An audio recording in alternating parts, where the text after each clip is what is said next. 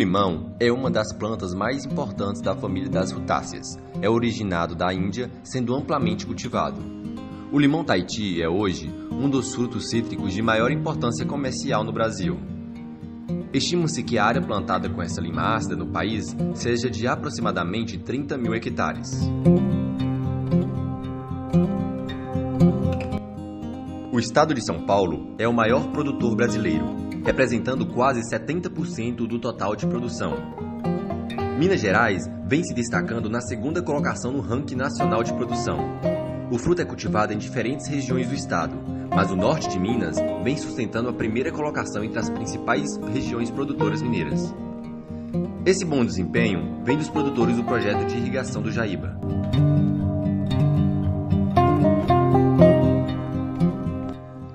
Atualmente, cerca de 40% da produção da fruta cítrica é direcionada à exportação, sendo que 4 mil toneladas foram exportadas em 2016, e os produtores têm a meta de aumentar a venda externa em 25% nos próximos anos.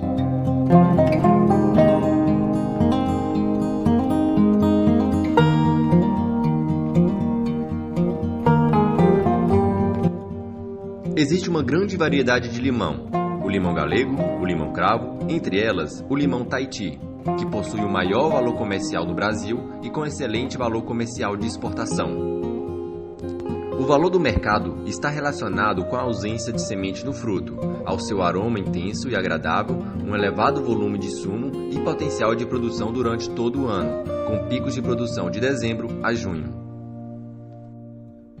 O potencial de produção pode ser afetado por doenças e pragas.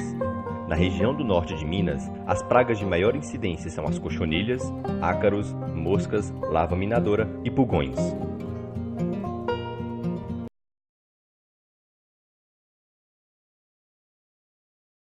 A cochonilha hortésia, ou Hortésia prailonga, é uma das principais pragas da cultura do limão, sendo ela classificada como uma das pragas que mais causa dano à cultura. Pode também afetar a cultura do café, cerca de 30 plantas ornamentais, e pode atacar também plantas invasoras. Teve o primeiro registro em 1938 no Pernambuco. Se não controlado inicialmente o foco inicial, pode fazer a perda total do talhão. Assim como outras espécies de cochonilhas, a hortésia possui os ovissacos, que são câmaras onde os ovos são depositados e com isso não entra em contato direto com os inseticidas e também evita o contato com inimigos naturais. O ataque mais intenso é durante os períodos mais secos e frios do ano. A ocorrência se dá em reboleiras e nesse início a ocorrência é localizada. O inseto forma suas colônias em folhas e no interior da planta. Atualmente a cochonilha hortésia está presente em todos os estados brasileiros. Pode causar danos diretos e indiretos. Após o inseto sugar a seiva da folha, ele injeta automaticamente uma toxina, provocando a desfolha, o enfraquecimento da planta e a queda dos frutos, podendo atingir até 50% desses frutos. Os danos causados de forma indireta pela cochonilha hortésia é a formação e desenvolvimento da fumagina. Como nós podemos ver, ela cria uma camada negra sobre toda a parte superior da folha, podendo ser parcialmente ou totalmente impedindo a capacidade fotossintética. Reduzindo a capacidade fisiológica da planta, fazendo com que o crescimento vegetativo seja bastante reduzido. Pode ocorrer também a desfolha e uma queda significativa na produção. Se não for feito o controle, a hortésia pode se espalhar por toda a propriedade do produtor. Em ataques mais severos, pode aparecer também na parte de cima das folhas, nos galhos, nos troncos e até mesmo nas plantas invasoras existentes ali embaixo da própria planta. As aplicações de fungos entomopatógenos é uma boa opção para o controle biológico. As aplicações devem ser realizadas nos períodos de chuva, com uma observação cautelosa sobre a disponibilidade de inseticidas ali na área, pois pode inibir o efeito desses fungos entomopatógenos sobre o controle biológico da cochonilha hortésia.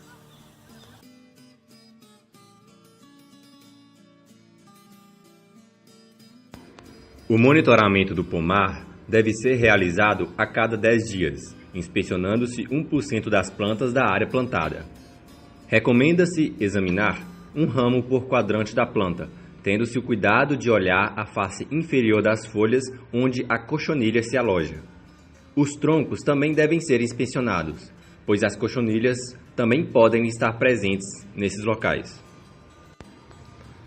É importante correlacionar a presença da fumagina na área monitorada com a presença da hortésia, pois insetos como pulgões, moscas brancas e outras espécies de cochonilhas também podem favorecer o aparecimento da fumagina. Para facilitar a identificação, as plantas atacadas devem ser marcadas com uma fita plástica colorida e imediatamente tratadas. A planta será considerada atacada quando se constatar a presença de uma ou mais cochonilhas por planta. Contudo, quando for observada a ocorrência de plantas enegrecidas pela presença da fumagina, independentemente da amostragem, as mesmas deverão ser também consideradas atacadas.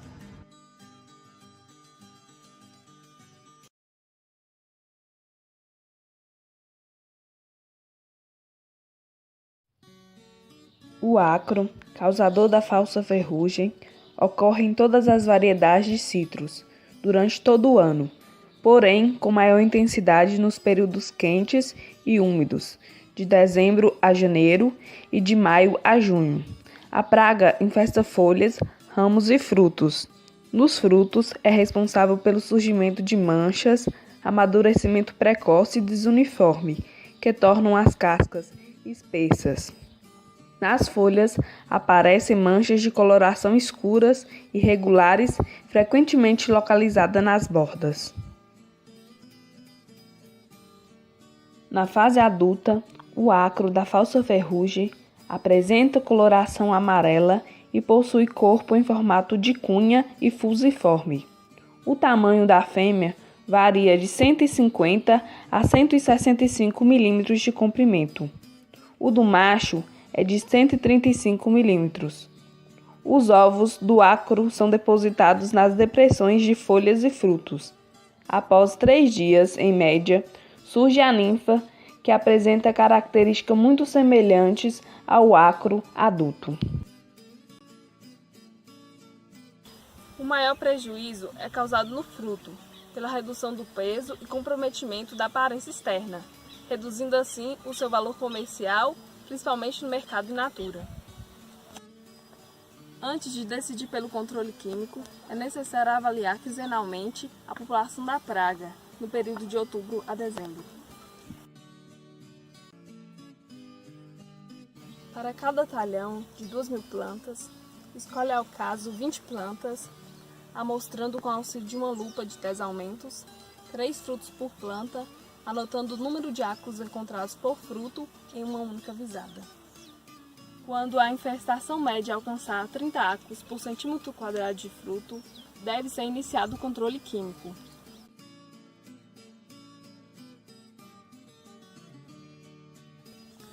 De origem asiática, a mosca negra causa danos direto e indireto aos citros, prejudicando seu desenvolvimento e produção. A praga pode ser disseminada através do vento, pelo homem, por material vegetal e principalmente por plantas ornamentais. A espécie dos citros são os hospedeiros primários, sendo que a praga da mosca negra pode infestar mais de 300 espécies de planta. A mosca negra alimenta-se da seiva da planta, deixando-a debilitada, em alguns casos levando à morte se não for realizado medidas de controle. A fumagina se desenvolve sobre excreções da mosca negra e chega a revestir totalmente a folha, acarretando a redução da fotossíntese e impedindo a respiração da planta. O monitoramento deve ser feito por meio de inspeções semanais nas brotações novas, examinando a face inferior das folhas novas e maduras, à procura de sinais de postura de moscas, como ovos, ninfas, pulpas e adultos. Recomenda-se a pulverização de adulticidas associados a reguladores de crescimento. Também é necessária a aplicação de óleo mineral para retirar a fumagina da superfície das folhas e frutos. Em áreas com altas populações, pode ser necessária mais de uma aplicação. O controle biológico também é indicado para a mosca negra.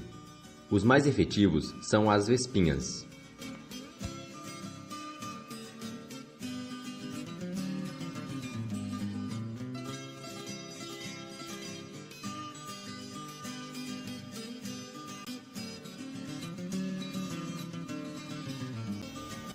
O minador das folhas, Philocystis citrerella, é uma pequena mariposa que mede cerca de 2 milímetros de comprimento e 4 milímetros de envergadura. Tem as asas anteriores com escamas de coloração branca prateada, brilhantes, plumosas e com manchas mais escuras dispostas longitudinal e transversalmente. As lagartas são de cores amarelo clara, com segmentos abdominais mais largos na porção mediana. As pulpas são de coloração marrom clara e tem no lugar dos olhos 2 manchas escuras. A lagarta provoca a formação de galerias nos tecidos das folhas das plantas dos citros, e essas galerias elas aparecem inicialmente com um pequeno risco de coloração branca e posteriormente formam um zigue-zague mais largo. Elas atacam as 2 faces das folhas e pode-se observar a presença de mais de uma larva em cada folha. E por atacar folhas jovens, da mesma forma que a bactéria do cancro cítrico, Xanthomonas aquisodopode patovar cítrico, o minador ele facilita a penetração e desenvolvimento da bactéria na planta. Quando se alimenta de folhas, a lagarta provoca galerias onde a bactéria se multiplica, aumentando o potencial de inóculo. As lesões do cancro cítrico elas seguem o caminho das galerias feitas pelas larvas. O controle devido à preferência por vegetações novas. Esse controle é iniciado na primavera, quando é observado o estágio inicial das brotações, que é o período de desenvolvimento da lagarta. O controle da praga é importante, pois diminui as chances do pomar ser contaminado pelo cancro cítrico e evita que as plantas fiquem debilitadas pela ação do próprio minador. O controle pode ser feito tanto o controle químico quanto o controle físico, onde o controle químico é feito depois de conhecida a incidência nos talhões, por meio de pulverizações, e devem ser aplicados produtos seletivos aos inimigos naturais do minador. E o controle biológico é feito pelo microhimenóptero Ageniaps citricola. É um inimigo natural do minador dos citros, que chega a parasitar cerca de 95% das larvas da praga. O inseto parasita o ovo e o primeiro estágio da larva. A presença desse inseto nos pomares baixa a população do minador dos citros, o que leva à queda das contaminações pela bactéria do cancro cítrico. Na fase de desenvolvimento, em que a larva já fez todo o caminho, a vespa não consegue parasitá-la. Os ovos depositados pela vespa se multiplicam dentro do minador e vão dar origem a várias vespas. Porém, para que o controle biológico exercido pela microverpa seja eficiente, é necessário que os citricultores usem inseticidas seletivos para que esses parasitoides não sejam eliminados dos pomares.